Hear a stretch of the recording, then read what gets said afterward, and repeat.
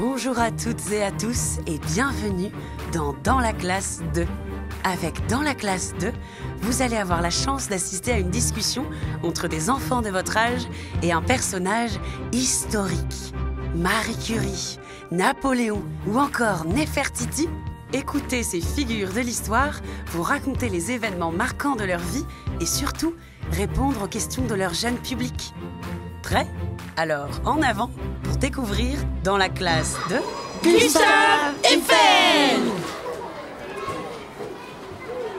Mesdames et messieurs, ce qui se passe sous nos yeux est incroyable.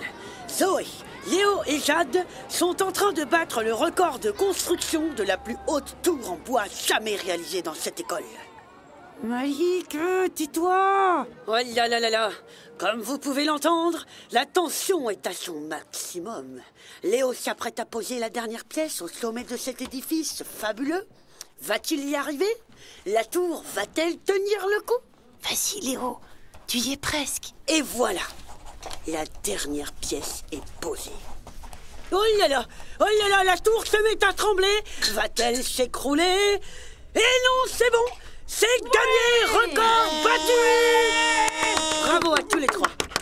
Alors, comment allez-vous appeler cette fabuleuse construction? La tour des trois amis? Ou alors, la tour Léo. Eh, mais quel frimeur, lui! Ouais, ça se fait pas, hein. On t'a aidé, je te rappelle. Ah là là là là. À peine le succès est-il arrivé que les premières disputes éclatent. Les enfants, que se passe-t-il ici? Madame Chrono, c'est Léo. Il veut donner son prénom à notre tour. Ah oui. Comme Gustave avec sa tour Eiffel? Quoi? La tour Eiffel, elle s'appelle comme ça à cause de celui qui l'a construit? Bien sûr. D'ailleurs, est-ce que ça vous plairait de le rencontrer, ce monsieur Eiffel? Ouais, bien sûr. Alors, c'est parti. Je prends le grand livre d'histoire. Alors, Eiffel... Ah, le voilà. Wow! Il a trop la classe. On dirait qu'il est habillé comme pour aller à un mariage. Arrête, il est tout en noir. Ça manque un peu de couleur quand même. Moi, avec sa barbe, il me fait penser à mon papy. Bonjour. Peut-on m'expliquer par quelle fantastique invention je me retrouve ici? Bonjour, monsieur Eiffel. Je vous ai sorti du grand livre d'histoire pour que vous puissiez raconter à mes élèves tout ce que vous aviez fait durant votre vie. Ah, vous voulez que je vous parle de la tour Eiffel? Je parie? Oui! Bon, ça reste entre nous, hein. Mais cette tour, elle a bien failli s'appeler la tour Bönnighausen. Waouh! Déjà un scoop. Mais pourquoi aurait-elle pu s'appeler comme ça? Parce que quand je suis né à Dijon le 15 décembre 1832, c'est le nom que j'ai reçu. Venant d'une famille d'origine allemande, je m'appelais Gustave Bönnighausen Eiffel. Waouh, c'est super long comme nom. Eh oui, c'est pour ça qu'une fois adulte, j'ai abandonné la première partie pour ne garder seulement que Eiffel. Et vous aussi, quand vous étiez enfant, vous construisiez des choses? Oui, ça m'arrivait. Surtout que moi, j'ai grandi durant la révolution industrielle. C'est quoi ça, la révolution industrielle? C'est une période vers 1840 où plusieurs pays se sont mis à être de plus en plus modernes. Les transports, comme le train, l'automobile ou même l'aviation, ont pris beaucoup d'importance. Et ça a changé plein de choses, notamment les métiers que les gens faisaient à l'époque. Et vous, monsieur Eiffel, vous deviez être super fort à l'école pour savoir construire plein de trucs comme ça? Pas vraiment, non.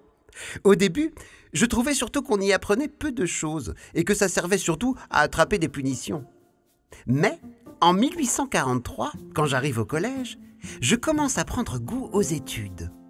C'est d'ailleurs là-bas que je décide de passer le concours de la prestigieuse école polytechnique. C'est une école pour apprendre à construire des tours.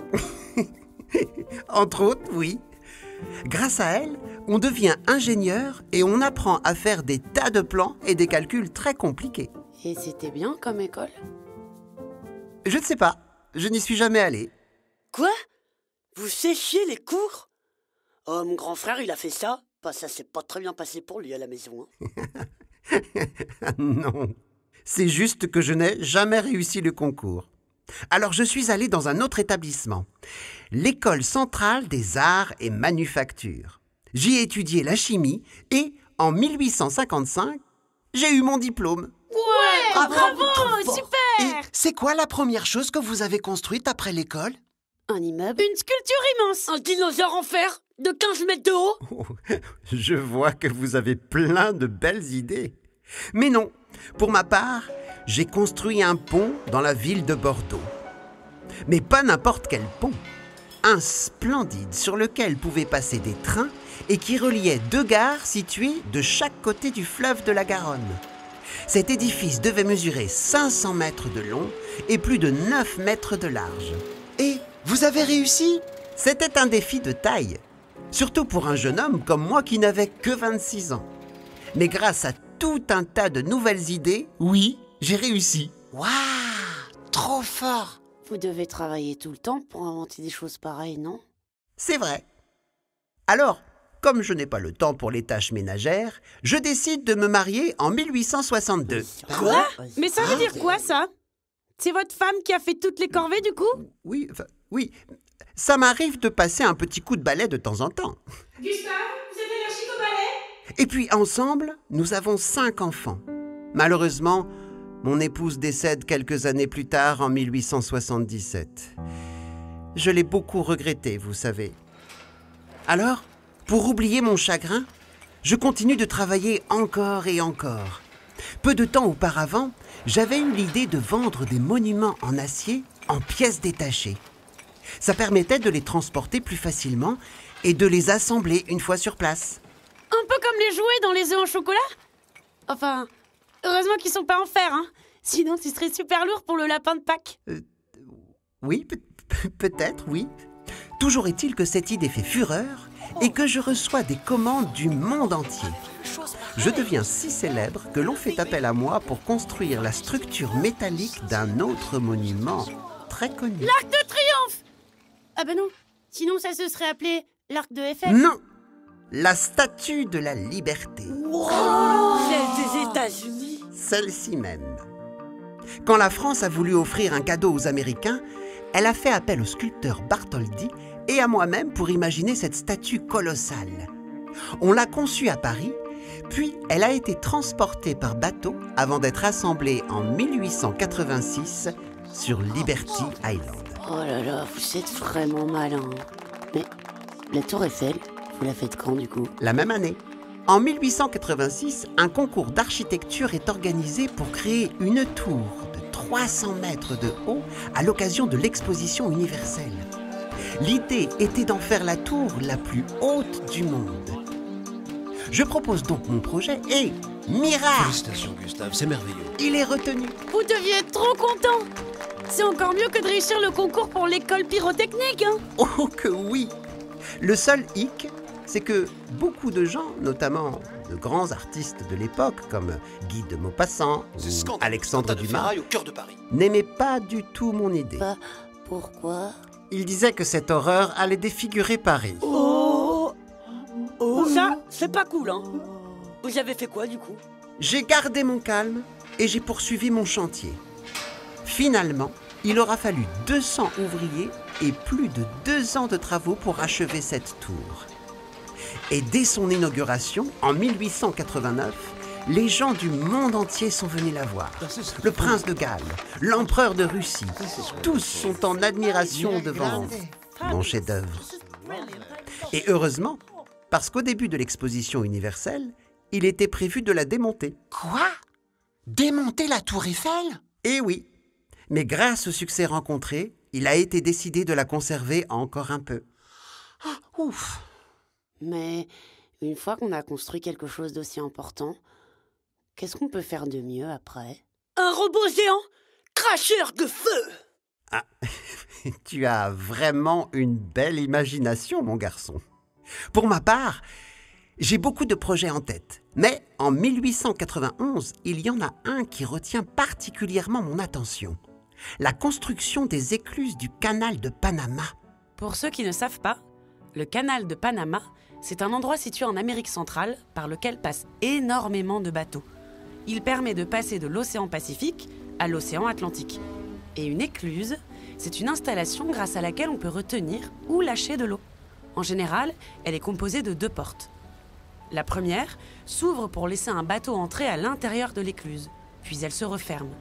Une fois que le bateau est dedans, on peut augmenter ou diminuer le niveau de l'eau situé entre ces 2 portes. Lorsque c'est fait, l'écluse s'ouvre à nouveau et le bateau peut reprendre sa route. Wouah! C'est dingue! Je me lance alors dans ce chantier extraordinaire. Malheureusement, 2 ans plus tard, il est abandonné. Bah, pourquoi? Il n'y avait plus de bateau à passer?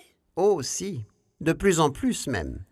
Mais je me retrouve au milieu d'un scandale financier. Et je suis condamné à une peine de prison. Heureusement, les poursuites sont abandonnées, mais ma réputation en a pris un coup et je préfère me retirer des affaires pour me consacrer pleinement à la science. Et vous savez où j'installe mon laboratoire? Au sommet de la Tour Eiffel. Bingo! Quoi? Vraiment? Eh oui, là-haut, j'étudie la télégraphie C'est un ancien moyen de communication. et la météorologie. Oh bah oui! Quand on est si proche du ciel, c'est plus facile de prévoir le temps. Et vous imaginez encore d'autres inventions? Je fais beaucoup d'expériences sur la résistance de l'air et la pression atmosphérique. Durant la Première Guerre mondiale, mes recherches seront même utilisées pour améliorer les ailes et les hélices des avions de notre armée. Et puis, maintenant que la Tour Eiffel abrite une station météo et une antenne radio, plus personne ne veut la détruire. Alors, le 27 décembre 1923, je m'éteins en ayant l'esprit tranquille. Mais, vous savez, aujourd'hui encore, il y a des gens du monde entier qui viennent voir votre tour. Vraiment? J'en suis flatté. Et c'est toujours la tour la plus haute du monde? Hélas, j'ai bien peur que votre record ait été battu. À Dubaï, il y a une tour baptisée le Burj Khalifa, qui fait 828 mètres de haut. 800. Waouh! Je dois aller visiter ça. Les enfants, je vous laisse, j'ai du tourisme à faire. Si un jour vous allez voir la Tour Eiffel, saluez-la de ma part. À bientôt! Au revoir, monsieur Gustave Eiffel. J'ai bien réfléchi et je crois que ce serait mieux si la tour qu'on a faite, on l'appelait la tour ZJL pour Zoé, Jade et Léo. Oh ouais, c'est classe comme nom. Et voilà, en direct de l'école primaire Louise Michel, nous assistons à une belle réconciliation entre ces 3 jeunes architectes. Nous attendons impatiemment leur prochaine création. Oui. Les enfants, j'espère que ça vous a plu. Et on se retrouve très vite pour une nouvelle rencontre historique.